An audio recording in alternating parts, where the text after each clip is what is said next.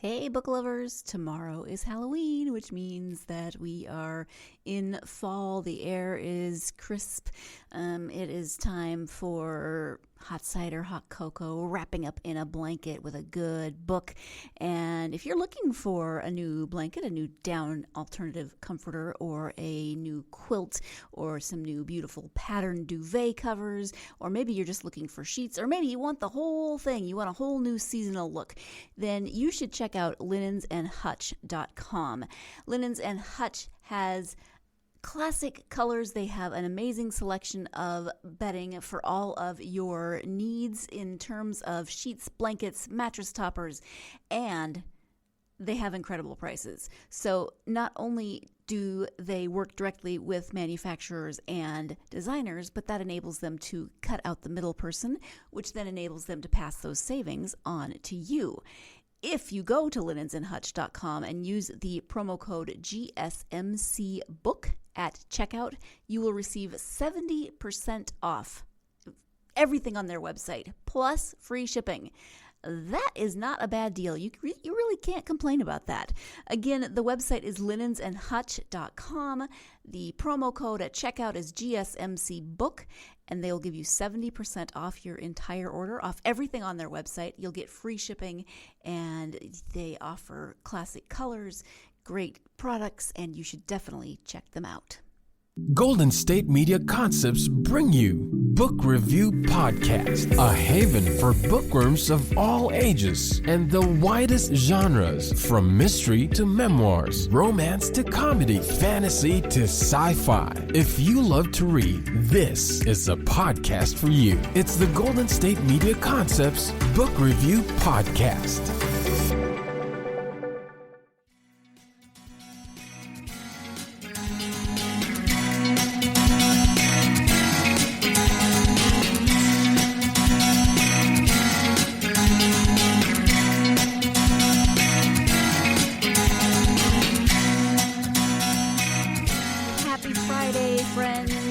Welcome to the GSMC Book Review Podcast, brought to you by the GSMC Podcast Network.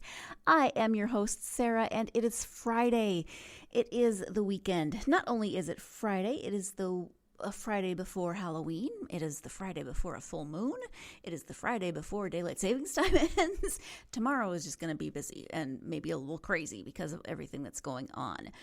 But hopefully you have some safe Halloween plans happening, not only normal safety, in terms of everything that we talk about every year for Halloween safety, but also COVID safety. Be careful out there. Don't do anything crazy just to go get a little chocolate or whatever kind of Halloween candy you like. At any rate, I mentioned at the end of the last episode that I had 3 words for you for this particular episode, and those 3 words are pirate, murder, mystery. And what could be more appropriate for the day before Halloween than talking about a pirate murder mystery? Well, maybe talking about a pirate murder mystery series, because that's what we have today. Today I am speaking with Steve Goble about the 3rd book in his Spider John mystery series. That book is called A Bottle of Rum. It's 1723. Spider John and his friend Odin, no longer marooned in the Caribbean, believe they have left the pirate life behind. All Spider wants is to finally return to his beloved M. But the murder of a shady innkeeper threatens to keep Spider permanently landlocked. Spider cares little who stabbed the lazy bastard, but the first clue discovered ties the death to his wayward young friend, Hob, last seen sailing away with the notorious Anne Bonny. Odin calls it a foolish errand, but Spider is determined to find the lad and drag him away from the piratical life.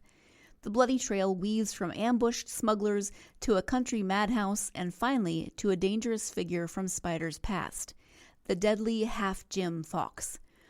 Soon, Spider and Odin find themselves caught between a madman's ambition and vengeful pirates as more bodies are tumbled into fresh graves. And Spider can't help but wonder if Hob is already lying beneath the cold ground. So if you have read the first 2 Spider John mysteries, then a lot of that is going to pique your interest. You're going to know some of those character names. If you have not read the series, I would think that that would still pique your interest. It certainly did with mine. You've got not only pirate adventure kind of stuff, which is a very popular genre, but you've got a pirate in the form of Spider John, who is a good person at heart. He has lived a pirate's life, and there are reasons for that, but he also cares for the widow who is left after her husband is murdered in their pub, in their inn. He wants to help her. He wants to find his friend Hob. He is very loyal. He cares about the people around him. And so you've got that aspect of it. But then there's also just lots of good adventure and lots of intrigue and mystery. As it says here, you've got smugglers, a madhouse. You've got mysterious figures from the main character's past. Lots of stuff happening in this book. Of course, it wouldn't be a mystery without lots of twists and turns, right? Spider John, as I said, is the main character, and he is a reluctant pirate. At least in the beginning. I don't know. I haven't read the first 2 books yet. Maybe he found ways of being a pirate that he enjoyed, but mostly he just is trying to get home to his wife and son, whom he hasn't seen in many, many years. And he is a good man at heart. His friend Odin, not so sure what to say about Odin, except that he's extremely interesting and larger than life, funny, acerbic. All those good kind of, sidekick, friend, get a grip person you have in a secondary character. He definitely cracked me up. So that is just a bit of an overview of A Bottle of Rum. Again, it is by Steve Goble, and it is the 3rd Spider John mystery in that series. So let's go ahead now and turn to the interview with Steve. Hi, Steve. Welcome to the podcast. Hi, thanks for having me on. I'm looking forward to this. I am looking forward to it as well. Thank you for joining me. We're going to talk about your new mystery. It's called A Bottle of Rum. But before we get to the mystery and the mystery series that it's a part of, if you could share a little bit about yourself, that would be wonderful. Well, sure. I'm a lifetime Ohio resident and was in community journalism for more than 30 years. I now work for a cybersecurity agency in Cleveland, Ohio, and write murder mysteries in my spare time. I'm a bit of a country boy and like to live out in the quiet rural area with my wife and my kid and our 2 dogs, which you heard earlier. Yes, I did. My husband grew up in Ohio as well, so I am sort of familiar with the Cleveland area.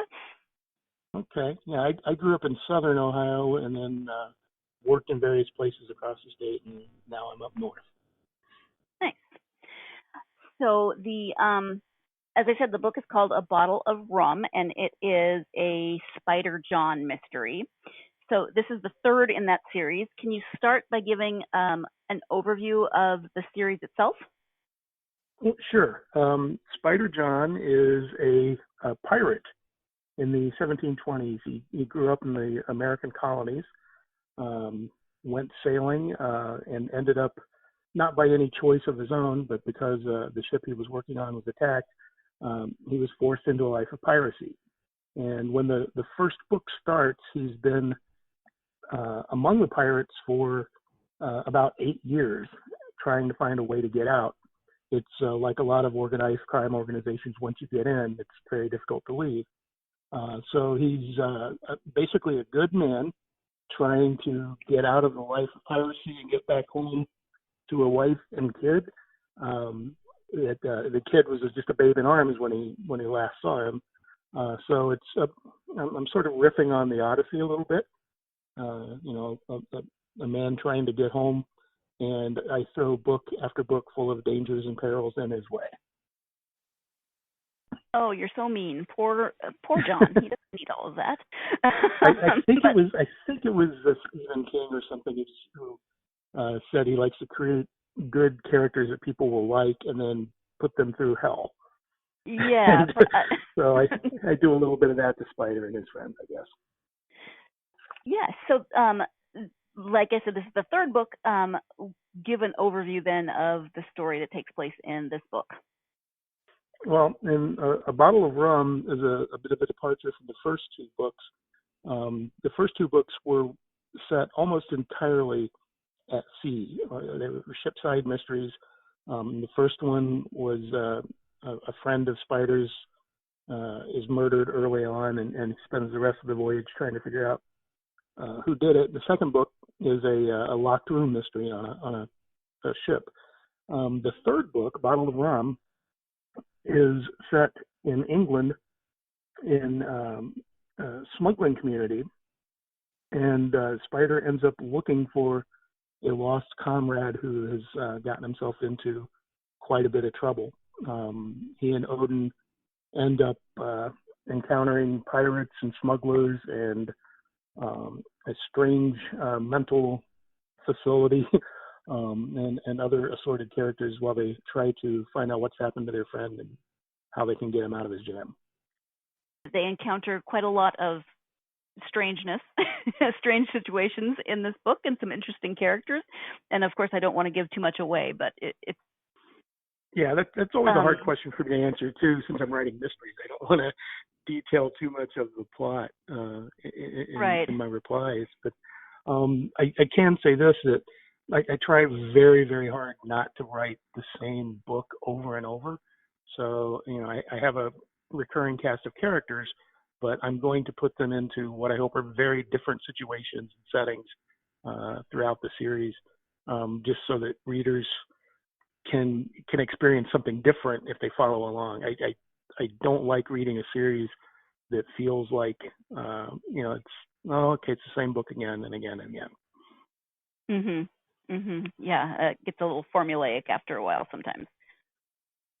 Yeah, I really, really strive to avoid doing that. Yeah. So what was your inspiration for this particular setting and story? Well, the setting, I think the inspiration for that was basically my desire not to write another mystery at sea. That very specifically had that idea going in. I wanted to put Spider into a situation where he was encountering different kinds of trouble. And so I went from there with, what kind of mystery might he encounter on land, and what would draw him into it. And fortunately for me, the pirate life itself leads to a lot of unsavory connections and things like that are going to keep cropping up. I think it's likely that Spider's piratical past is going to follow him pretty much anywhere he goes. But, once I decided it's going to be a story set on land, I decided smuggling is related to piracy, so I would involve something there. And once I did that, I kind of thought, okay, how could Spider get in trouble with smugglers? And boom, there we went. Now that you've learned a little bit about the Spider John mysteries as a series, you've learned a little bit more about A Bottle of Rum as the latest book in that series. We're going to take our first break of the podcast, and when we come back, we'll be talking more about Spider John as the main character and, what about him might appeal to readers of this series. So stay tuned. You're listening to the GSMC Book Review Podcast, and I will be right back. GSMC Beauty Tips Podcast gives you advice on everything from hair to fashion to skincare products. We'll talk about the latest trends in makeup, hairstyles, and anti-aging remedies. And we'll cover all of the newest fashion trends. If you have an interest in or questions about the beauty trends that might work best for you, the Golden State Media Concepts Beauty Tips Podcast has got you covered. Download the GSMC Beauty Tips Podcast on iTunes, Stitcher, SoundCloud, Google Play, or anywhere you find podcasts. Just type GSMC in the search bar.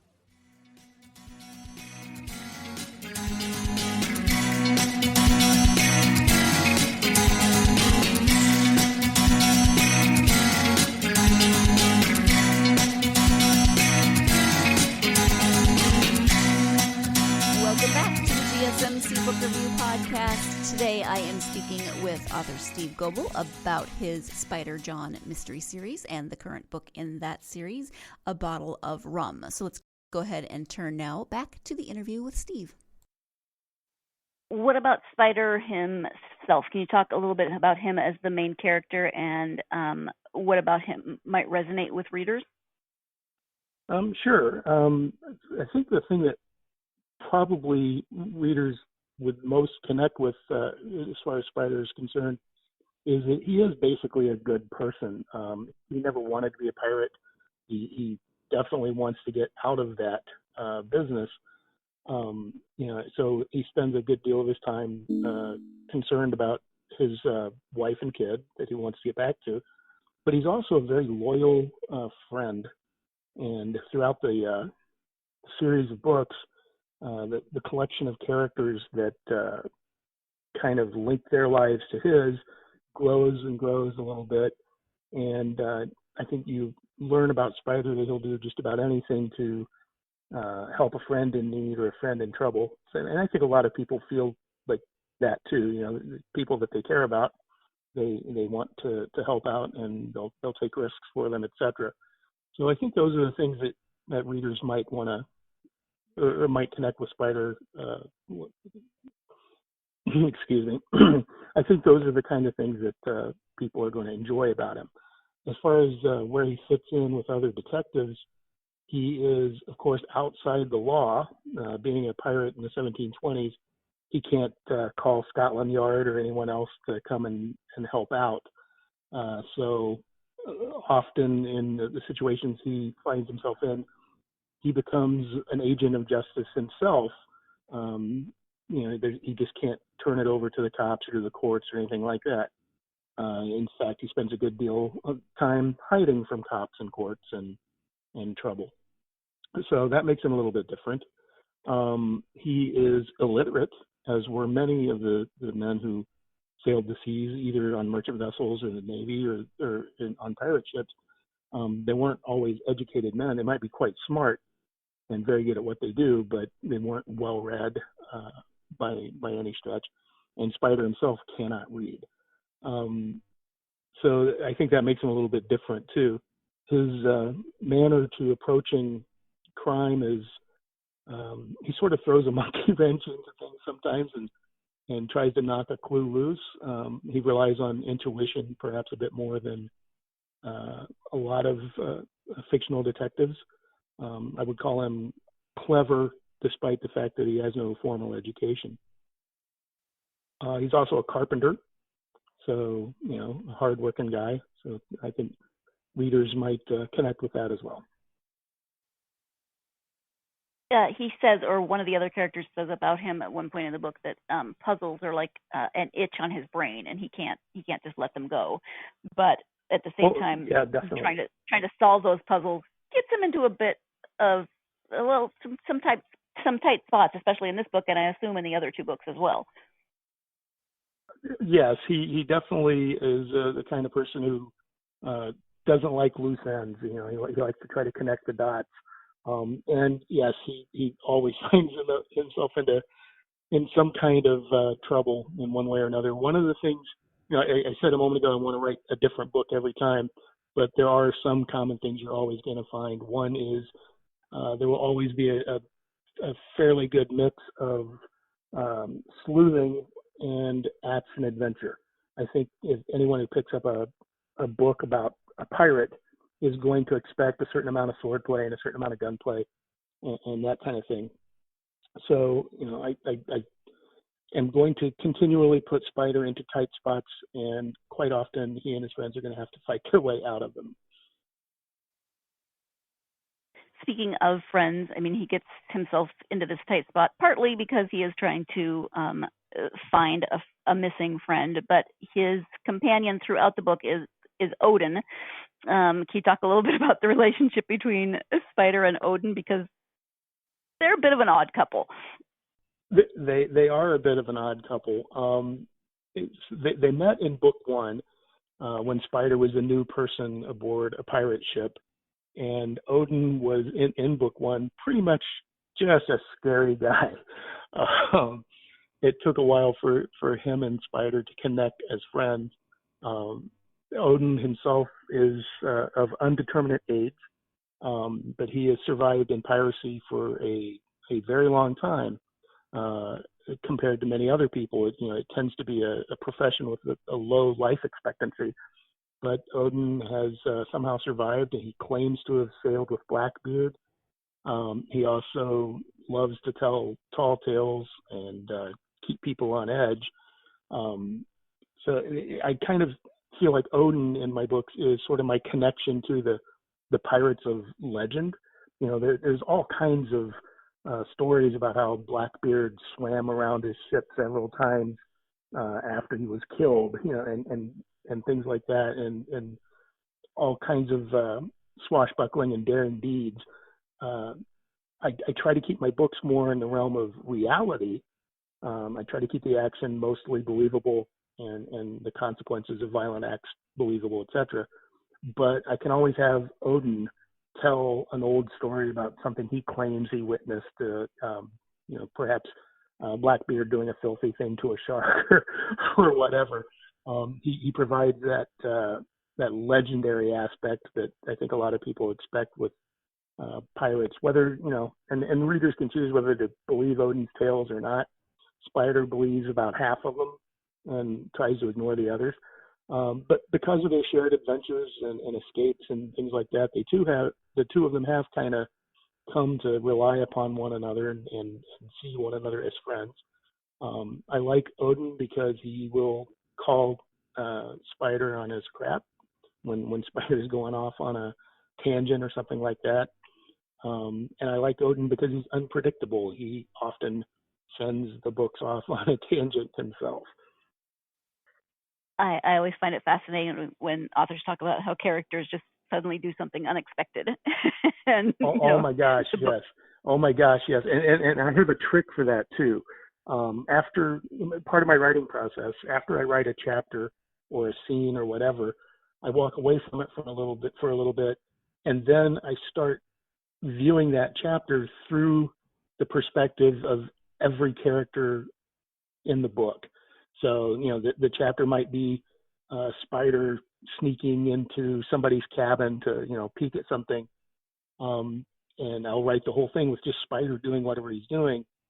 But after I've written it, I'll come back to it. Okay, now how would Odin react to what Spider's doing? Would he, be upset at Spider for taking action on his own? Would he applaud it? Would he suspect Spider of maybe, stealing some treasure or something and not sharing it? Whatever. And I do the same thing with Spider's other friends and the main antagonists in the book as well. Just try to look at everything from each character's perspective. And it doesn't always end up in the book, but quite often I'll discover that, when you think of this situation through Odin's brain, that implies some other things that need to happen in the book, or it suggests other plot developments or problems that I'll need to have Spider work his way through. I think doing that, I think you get better supporting characters, and I think you get a better just mix of things going on rather than just looking at everything strictly from Spider's vantage. Yeah, because your point of view is it's not first person or anything, but you still get most of the book from Spider's. It's not totally first person, but it's from his perspective.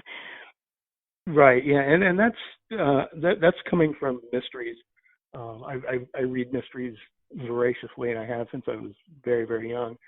And I think a lot of the time, one of the things I liked about reading mysteries was trying to solve them as I read. And I think if I keep the perspective of the story as told from everything Spider encounters and does, etc., I think then the reader gets to see all the clues, hear all the clues, and see how Spider's thinking about the clues as they go along. When I'm writing a mystery, I don't jump usually from Spider's perspective and then in the next chapter from somebody else's and the third chapter from yet another. that's a perfectly fine literary technique. And if I were writing some other kind of book, I probably would use it. It would make my life easier in many ways. But because I want to give my readers a chance to solve the mystery along with Spider, I want them to pretty much stay in Spider's head throughout the story. In terms of the story, what kinds of research did you do? For this particular one, I did a little bit of research on smuggling techniques and that kind of thing. I also had to do a little bit of research regarding some historical pirates for earlier books, and some of that came into play for this one too. For all of the Spider John books, I've done a lot of reading of accounts from trials. Occasionally a pirate would get caught and would end up before a court. And so there was testimony and records that you could look at to see how they described what happened at sea and what they did. I have to take a certain amount of that, or I have to take that with a certain amount of salt, though, because they were criminals, they were pirates, and they probably lied quite a bit. You know, if you're being tried for piracy and accused of killing several people or whatever, you're probably going to say, no, I didn't kill them. I was a witness, though. I saw this other guy did it. Diminish your own role in the crimes and maybe embellish the roles of others. So I don't take anything a pirate testified to court or testified to in court as gospel, but you do get an idea of how they operated and how they worked. I don't even call this research, really. I'm so interested in pirates anyway that, I read these books and articles and things, and I would be reading them all whether I were writing pirate novels or not. So it's almost more just fun to me than research. Research sounds like work. Right. I'm thinking that's got to be fascinating to read some of the trials, just the things that you learn and kind of reading between the lines on other things. Yeah. For Pieces of Eight, which is the next Spider John book coming out in March of next year, I leaned on an account written by Cotton Mather, of all people, at a New England pirate hanging when dozens of pirates were all hung at once. And they had the pirates recite their crimes and beg people who were in the crowd to avoid the life of piracy and don't go, down the path I walked, as the pirates were trying to redeem their souls by saving others. And, it was almost sort of a tough love kind of thing, that would tell you these horrible stories of what we did and what happened so that you can avoid walking this path. And that kind of stuff is pretty amazing reading. Yeah, kind of the pirate version of Scared Straight. Scared Straight. That is the term I was trying. When I said tough love, that's what I was trying to come up with. Yes, it very much was Scared Straight before its time. Things I never anticipate saying in a podcast. The pirate version of Scared Straight. Never thought I'd utter that sentence.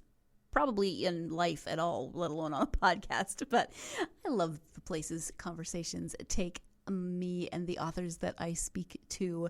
We're going to go ahead and take that second break of the podcast, and when we come back, we'll be talking about some of the historical figures that feature in the series. So stay tuned. You're listening to the GSMC Book Review Podcast, and I will be right back. Tired of searching the vast jungle of podcasts? Now listen close and hear this out.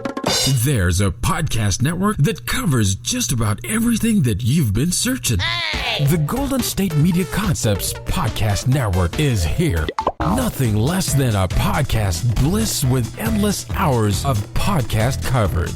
From news, sports, music, fashion, cooking, entertainment, fantasy, football, and so much more. So stop lurking around and go straight out to the Golden State Media Concepts Podcast Network. Guaranteed to fill that podcast itch. Whatever it may be. Visit us at www.gsmcpodcast.com. Follow us on Facebook and Twitter, and download us on iTunes, SoundCloud, and Google Play.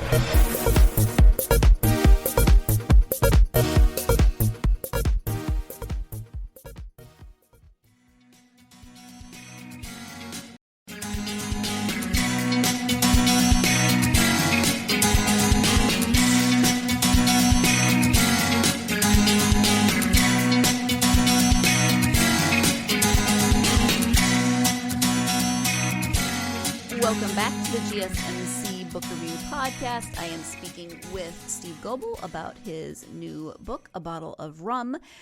As you have no doubt picked up on, it is historical fiction, and as such, there are some historical figures who feature in not only this book, but in the previous two books. So we're going to talk a little bit about what it's like writing historical figures in historical fiction.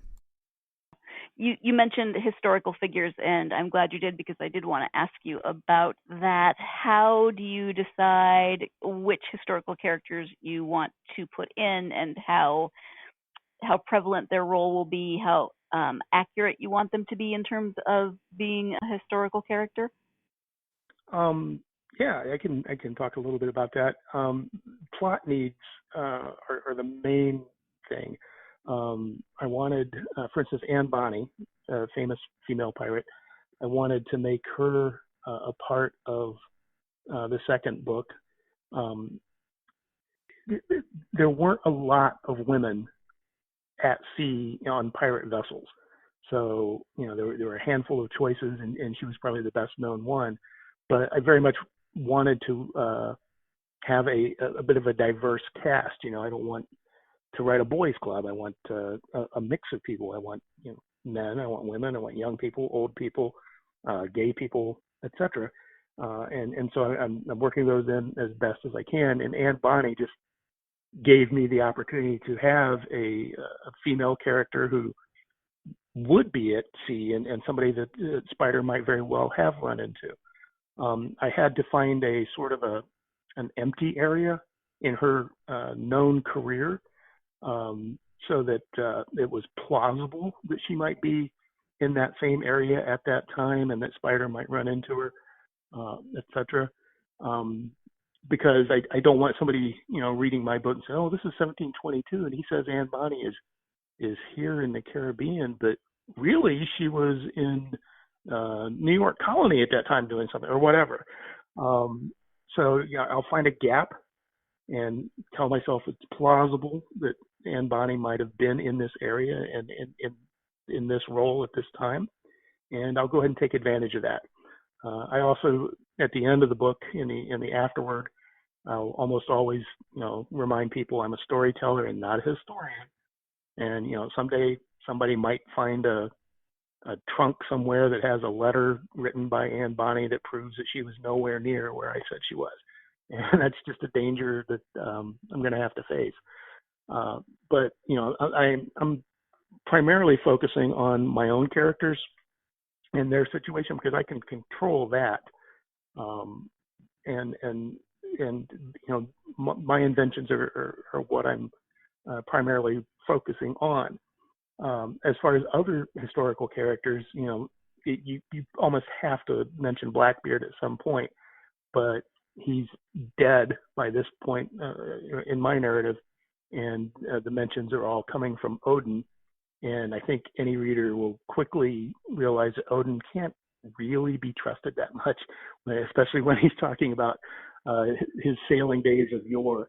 So I handle Blackbeard almost as a legendary figure.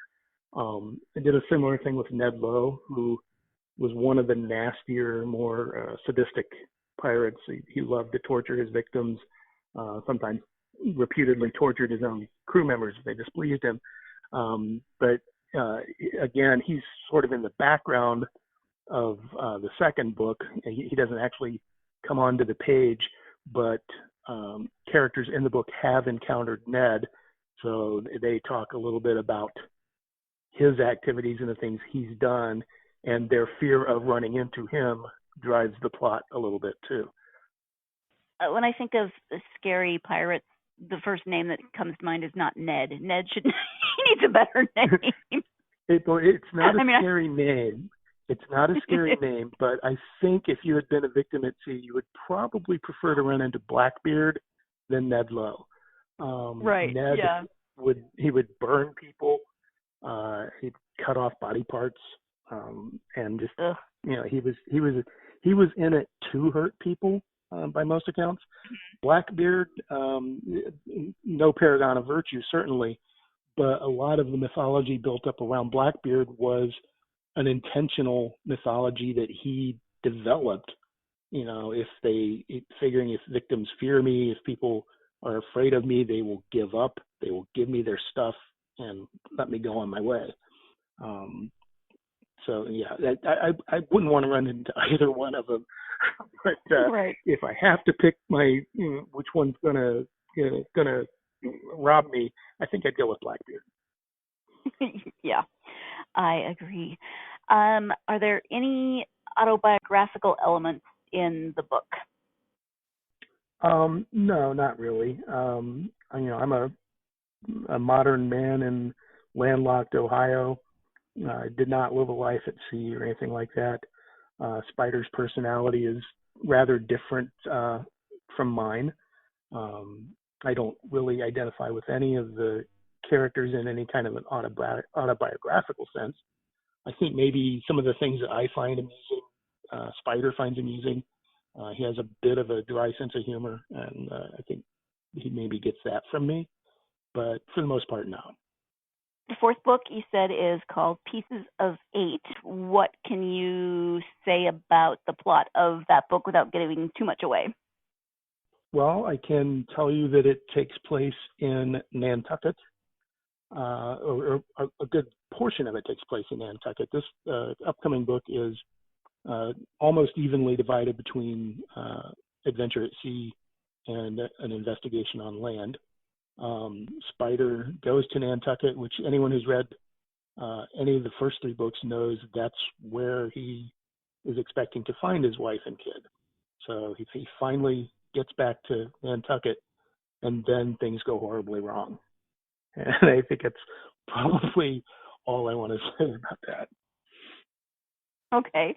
Of course they go horribly wrong because, we're putting him in terrible situations. Exactly. Good people put them through hell. This one might be one of the worst situations I put Spider through yet. Oh, my. Okay. And you said that comes out in March. I believe so, yes. I know it's early next year. I'm pretty sure it's March. Okay.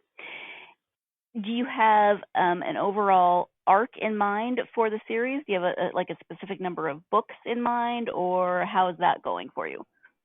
I definitely have further adventures of Spider plotted out. I have notes and outlines for 2 more books. I don't have a set number of books or anything like that.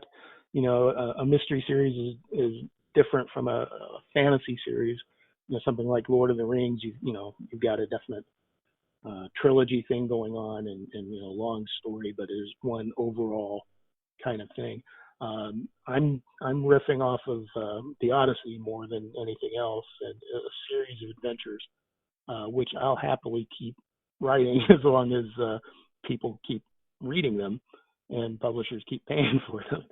So I assume there might come a day when I think I've had enough of Spider, but it's going to be a long way off. In non-Spider book news, you also have a modern-day detective novel called City Problems. Can you talk a little bit about that? Yeah. I believe it or not, I ended up with 2 novels coming out next year. That City Problems will publish from Ocean View Publishing in July.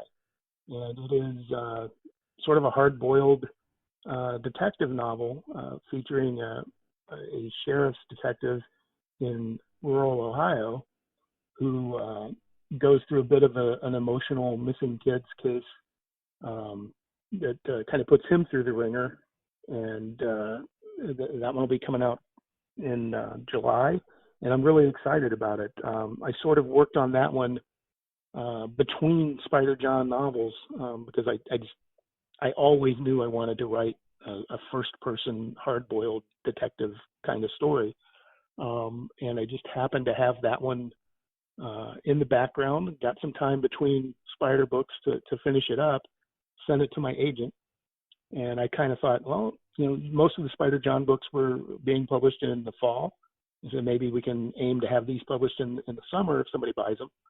And I had no idea how long it would take for a publisher to pick that series up anyway. You never know when you set your babies out what's going to happen to them.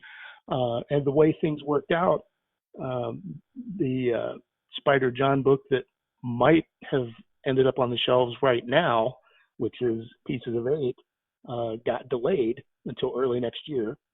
And the detective series sold way faster than I thought it would. I love my agent for doing this. But that one sold to Ocean View, and they moved quickly and had a spot on their release calendar. So I have 2 books coming out next year within just a few months of each other, and I have no idea how I'm going to have the release parties and book events, and I'll just have to figure that all out. But it's going to be fun. And hopefully next year is less crazy than this year, but we have no way of knowing what will be happening. Yeah, we really don't. We really don't. I've done a couple of online things. The Ohio Anna Book Festival, which is a wonderful, wonderful event here in the Buckeye State, was all virtual this year, and I got to do a panel, and I got to watch other panels online. But you really miss that opportunity to connect with readers and see the look on their faces when you're talking to them and hear their questions and everything else. It's when you tell people you write pirate murder mysteries, you get 2 kinds of reactions. You get people who kind of look at you funny and wonder why in the hell anyone would do that. And then you get the people who pirate murder mystery, and their eyebrows go up and they smile a little bit, and you realize that's one of my people right there. And so they ask questions and you talk to them, and you get to meet other authors and find out what they're reading. You can pick up a book and browse through it and say, oh my gosh, I have to buy this. A lot of book events I go to, and I have a goal to try to not buy as many books as I sell. I'm a book person, and you put me around that, and I'm just going to gobble them all up. But I really miss that atmosphere of book events, and I really, really hope that we're able to get back to that before too long. We'll just have to see. In the meantime, I'm ready for any library clubs, book clubs, discussion groups that want me to jump in on a Zoom call and answer questions or do readings or anything like that. Hit me up. I'm be happy to do it. What then are you working on now? Are you working on the modern day series? Are you working on the Spider John series? Are you working on something completely different? What's going on right now in terms of my agent cautioned me against going down too many rabbit holes. He kind of thought Spider and the detective series were enough for me to juggle right now. So my work in progress at the moment is the second book in the detective series. I've got the first draft done, and so now it's mostly me going through it and fixing the things I did wrong and adding a little bit more meat to the bones, as it were. That's my usual process. I tend to write at a headlong pace. This happened, then this happens, then this happens, boom.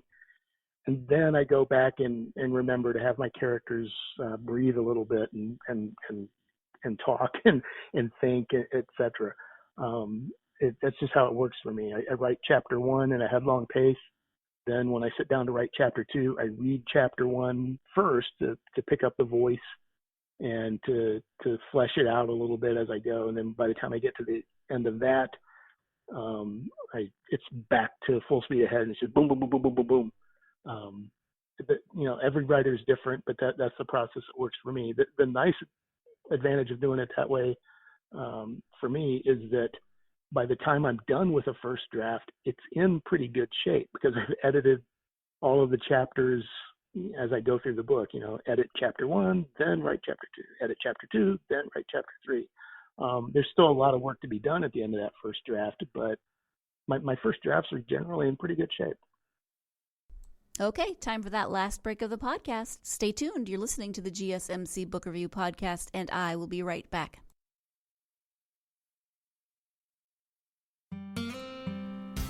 Pets bring such joy to our lives, and the GSMC Pets Podcast is here to share in that joy.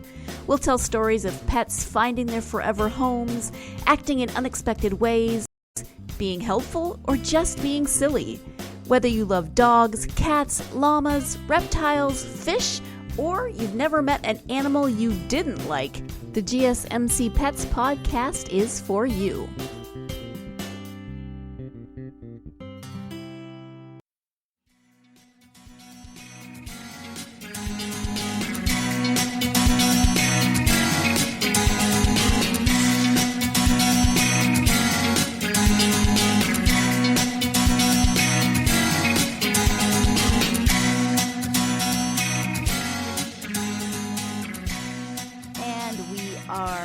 With the conclusion of my interview with author Steve Goble.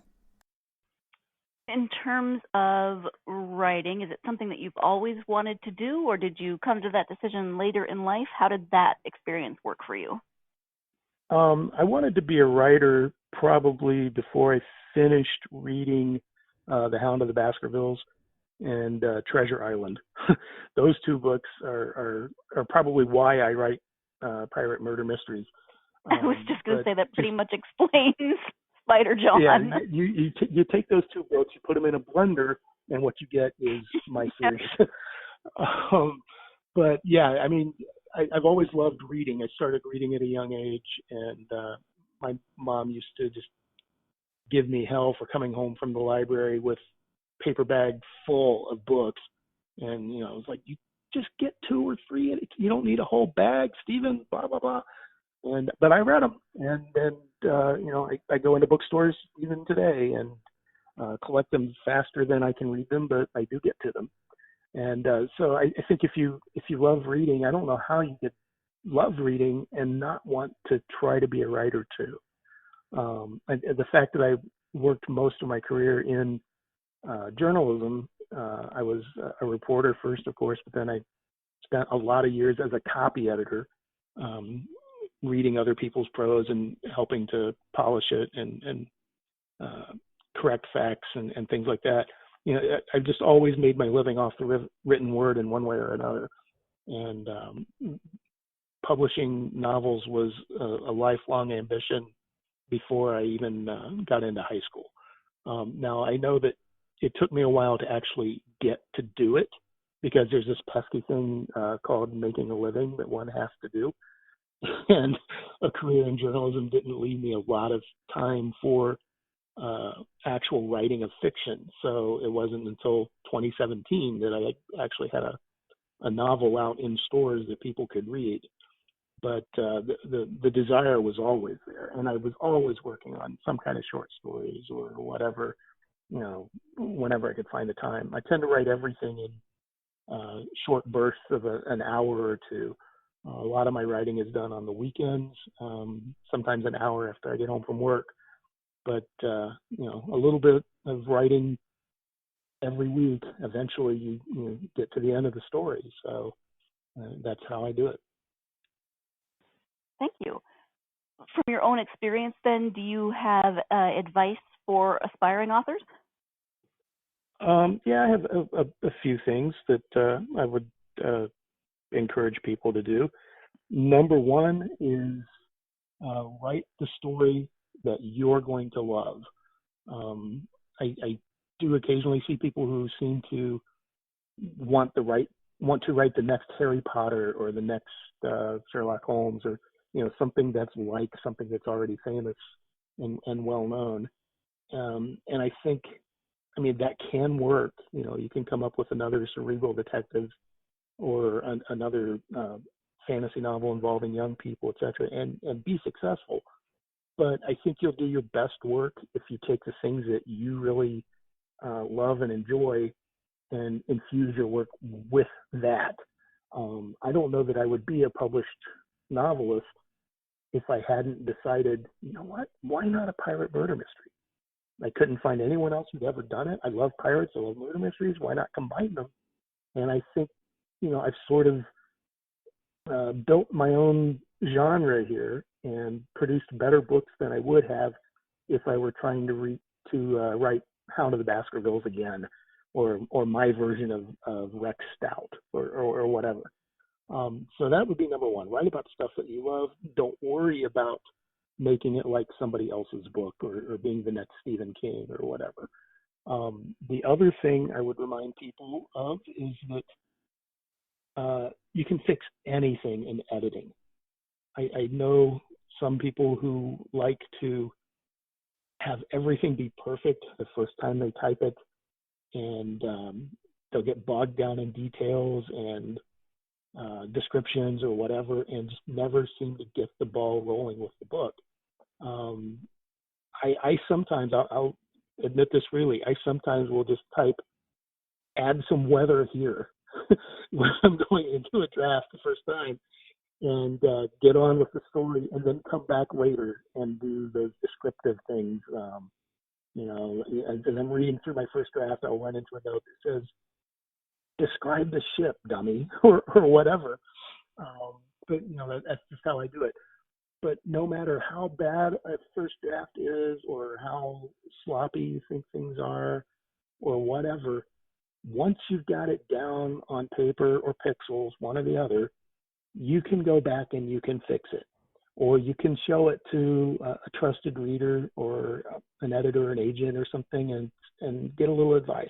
Writing clubs, for instance, you might have a story that needs an awful lot of work, but you got to have that story first. You got to have something to show people. So, don't let your head get in the way and keep you from writing. Don't feel like you have to have everything worked out from the get-go. Just do the work and come back and fix the things that need fixed later. You do that a little bit of time every day or every week, and you'll eventually produce a novel. I love it. Thank you. You're obviously a voracious reader and you love murder mysteries, but what other authors and genres do you tend to gravitate toward?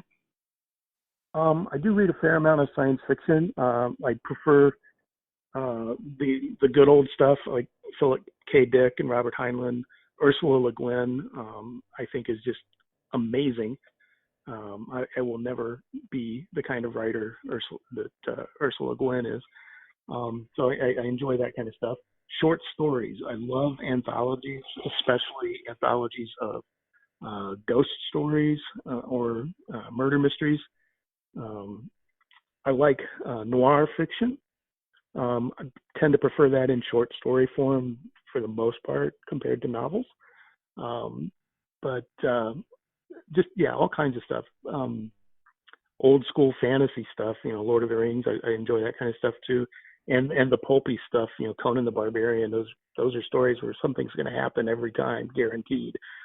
They don't sit around with a lot of nasal gazing. There's always a plot and there's always some action. So that probably explains a little bit about my Spider John books too.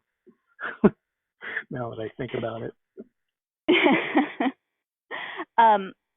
Slightly off topic, but you have a blurb on the back of A Bottle of Rum from Bradley Harper. He has also been on the podcast. Just curious if you if you know Bradley, or if you know how that relationship came about in terms of him having a review on the back of your book. I've never met Bradley in person, but he is high on the list of people I want to buy a beer for someday. He's a medical person and very strong historian, good researcher, and his books are, I think, just terrific reads. I got a chance to read both of his published books so far, and I just think he's terrific. We met primarily because we both were published by 7th Street Books. And we have a Facebook group where the 7th Street authors support one another, answer one another's questions, root for each other. Sometimes we, maybe bitch and moan about the publishing industry a little bit. So I know Bradley through there, and he's an insightful person and a rather intelligent human being. I can't wait until we all get to go to book events again, and I can sit down with Bradley in a bar somewhere and just talk about writing historical fiction. So I'm sure that he has some of the same problems I do, and we could help each other out a lot that way. But yeah, he seems to be a very, very wonderful guy. Yeah, he does. And he's Santa Claus. I mean, really, how can you not want to meet him? Well, you as soon as you look at a picture of Bradley, you know why he's Santa Claus. I mean, yes, he's not just Santa Claus at Christmas. Bradley Harper is Santa Claus all the time. And he's got a kind of a Santa Claus personality. He's a very kind, dear man. I really enjoyed our conversation. So yeah, he just comes off that way just so naturally, and yeah, he's a good guy. Yeah. So off topic, but I know you have a website. So if you can share your website as well as where people can interact with you on social media. Sure. My website is at stevegoble.com, and I am trying to get back into the habit of blogging there more regularly, and I need to add some buy buttons so people can purchase my upcoming books, etc. But that's just stevegoble.com.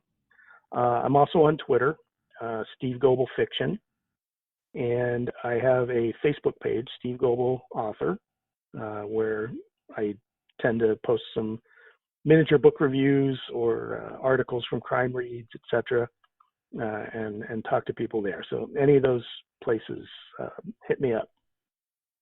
So we've talked about a lot of different things, but is there any topic that we haven't covered that you had wanted to mention or bring up in terms of your books or writing?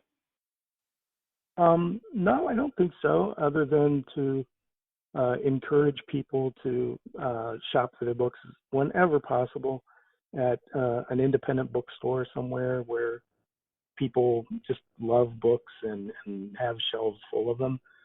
Those businesses are in a hard place anyway, and with COVID, it just makes things worse. So those of us who do still read and love books, I know it's easy to just go online and get one from Amazon, but go to your bookstore and talk to the people there. They'll help you. Tell them what you like to read. They'll help you find stuff. It's a good experience. So I definitely want to encourage people to do that as much as they can. Agreed. Thank you. And thank you so much for taking the time out of your schedule to talk to me about murder mysteries, and especially pirate murder mysteries.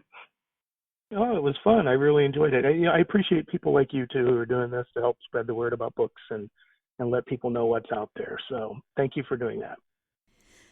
Thank you once again to Steve for joining me and talking about not only his contemporary murder mystery, but also the historical fiction series of Spider John.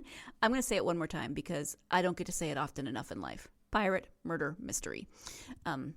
What was that Super Bowl commercial a few years ago? Puppy monkey baby, something like that. That's kind of how I say pirate murder mystery in my head, except I think pirate murder mystery is more fun than whatever that commercial involved. So thank you to Steve for joining me. Thank you to you, as always, for joining me. You know I love spending time talking about books and sharing authors and books with you. So thank you, as always, for your support of the podcast and for joining me. Don't forget, if you are a fan of the podcast, to like, subscribe, do all those wonderful things on social media that really help us out. You can follow us on GSMC Book Review, Facebook, Twitter, and Instagram. Also, if you could take just a minute and give us a nice review, 5 stars would be awesome. Written would be cool. Whatever's being, the universe is nudging you to do would be fantabulous, and I would appreciate it very much.